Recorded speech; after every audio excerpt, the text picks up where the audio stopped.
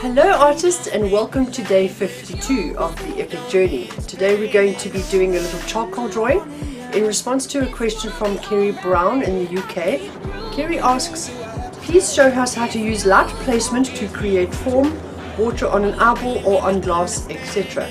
So in response to Kerry's question, I'm going to be doing a little bit of a charcoal drawing this evening of an eyeball with a little bit of a tear in it so that we can get all the reflections in the form of an eyeball as one of the suggestions that Kerry has made. The other one that she made was on glass. The same will apply. I just figured the eyeball was a much more interesting topic to discuss. So I'm going to be doing it in charcoal, and I will see you once I put the camera over here.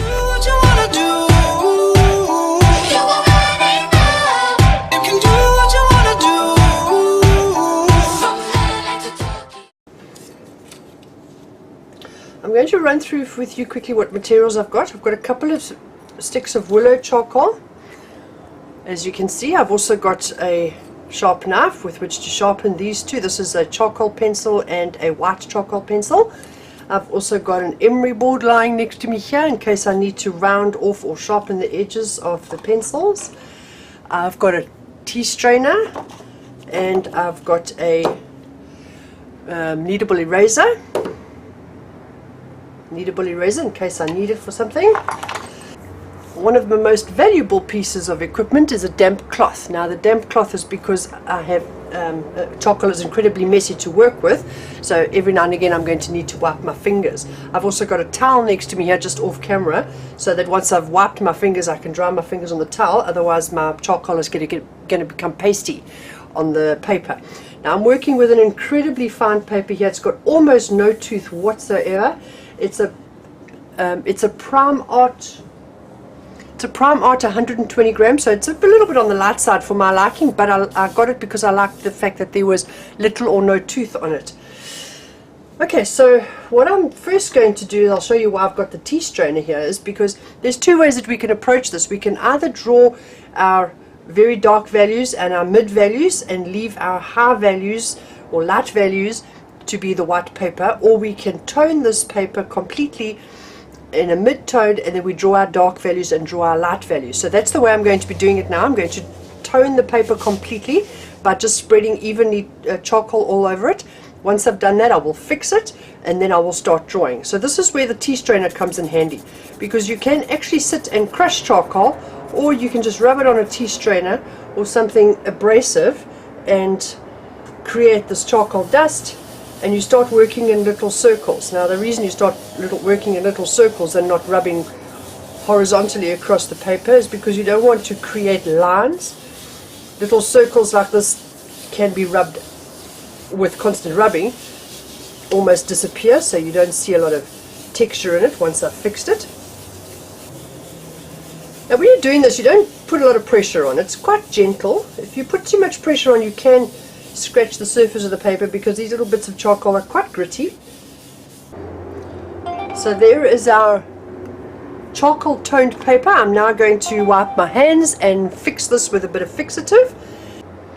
Alright, so I've sprayed it with a little bit of fixative. So while we're waiting for that to dry, I want to tell you a little bit of a story about Kerry Brown. Now Kerry is resident in the UK, but she did used to live in South Africa, and I know Kerry very well. She's an incredible young woman. I adore her. But Kerry is actually the reason that I teach art.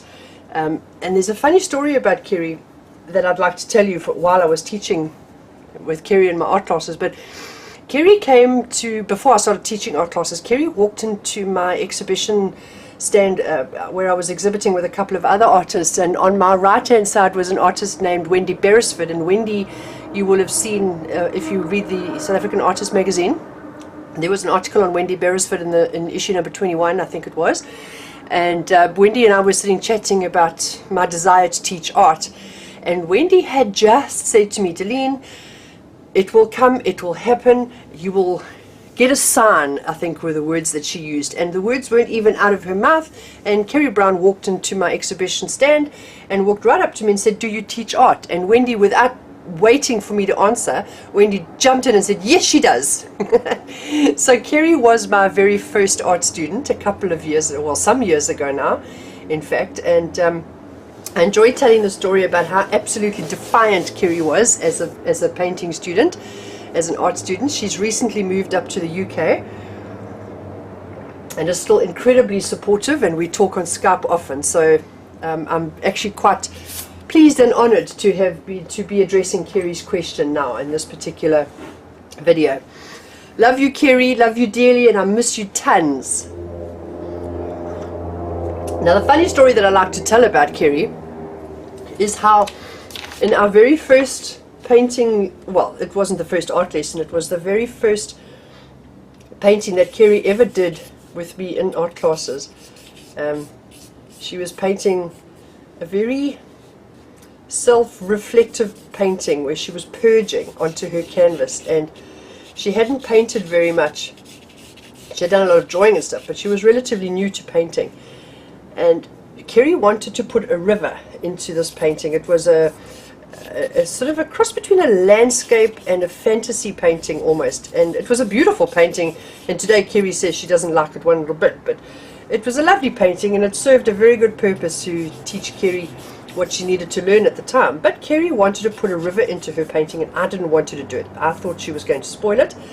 Okay, so now what I'm going to do is go back in with my charcoal pencil now that I've fixed the charcoal that's on there, and I'm going to carry on deepening the darkest of the shadows.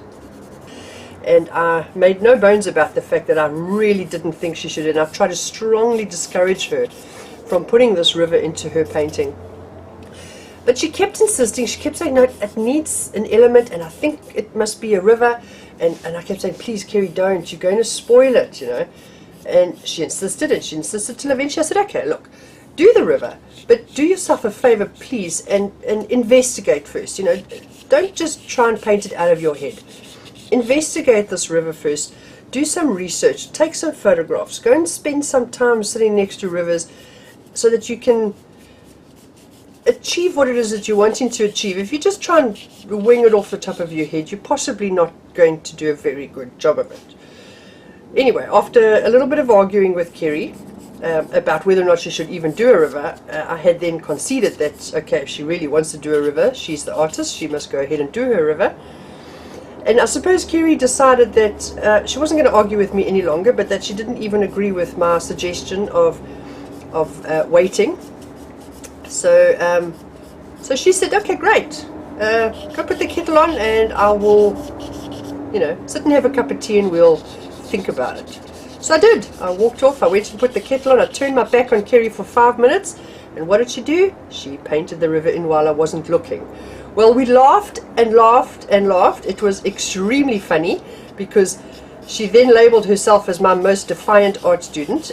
Okay, we've now got to the stage where I've probably gone as far as I can go in terms of the depth of shadow with the charcoal sticks itself. So once again, I'm going to give it a light spray, and then I'm going to come back with my charcoal pencil and really define some of the details. And since then, I would probably have to agree with her because most of my art students actually take my suggestions as if I was some kind of, you know it all and know better than them with everything that they do.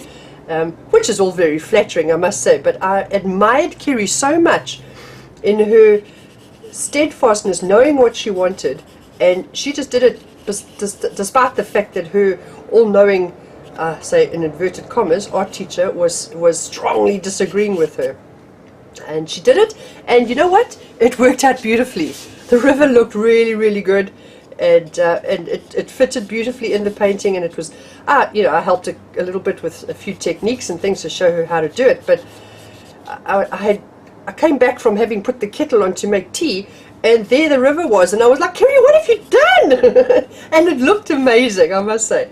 So yeah, it was a huge. We laughed about it regularly, about the fact that Kerry was so very defiant, and I learnt in future lessons after that if Kerry wanted to do something, she was going to do it with or without my help, so I better just knuckle down and help her do it, and rather than try to talk her out of it. So Kerry is an incredibly dear person. I'm extremely fond of her, and I was very excited to have got a message from Kerry asking for help in this particular area, because Kerry immigrated to the UK about 3 or 4 months ago, and our art lessons are sorely miss her. We miss her dearly. We talk about her all the time, and yes, I miss my most defiant art student, Kerry. I do. I miss you. So it was very nice to hear from you, and I'm quite enjoying getting this question from you and seeing what I can do to help. I know I'm jabbering away like an idiot tonight, but I got the nicest message from Heather Loebschit today. So Heather, if you're listening, it was just such a sweet message, and I thank you so much. For those of you who are interested, Heather says to me that her fellow artists who get together on a Thursday evening all get together to watch these videos, and that these videos are helping them, and some of those artists are starting to join the Facebook page, and they thanked me very much for all the lessons. And then another lady, Susan van Straten, who then commented on Heather's comment, said, thank you so much for the wonderful videos you share with us, and I watch every one of them. So it's lovely. It really is incredibly heartwarming to hear that, and it's very humbling, because at the end of the day, who am I? I'm just a little backstreet artist, and the messages that Heather and Susan have sent through to me is the whole reason that I'm doing this, because I want to help artists achieve what they want to achieve, despite the fact that they may not have formal education, and even those that do have formal education, to achieve more than what their formal education may have restricted them to learning. So it's all about art education. It's about your art and your art education, and I love doing what I'm doing, and I'm really I'm touched by the beautiful messages that get sent to me on Facebook. Thank you so much, everybody. And those two ladies aren't the only ones. There's others, and it's just lovely. Right, artists, I've now got to the part where I'm going to start using the white highlighter, and this is where Kerry's question comes in: how to use highlights to create form. So this is where the magic starts to happen. You guys are so supportive of what I'm doing here. You really are, and I'm very grateful to have you on this page.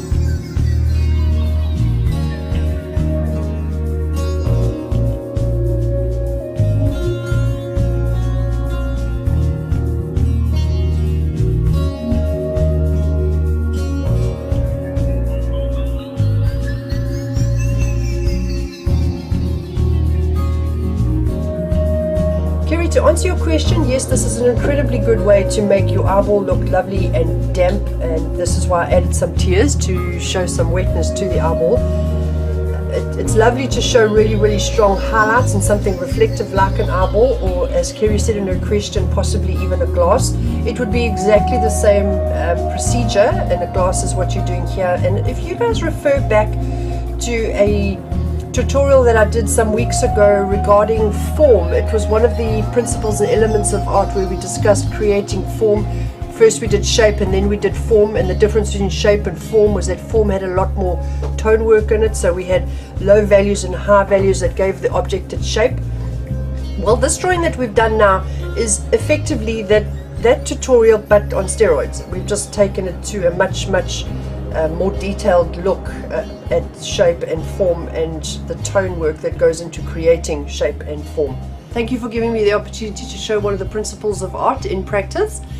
I hope that this has helped you guys, and if so, please will you like and share and distribute around the internet. Don't forget to go and subscribe to the YouTube channel, and I will see you tomorrow in day 53. Thank you for joining me. Bye. That's what you want to do.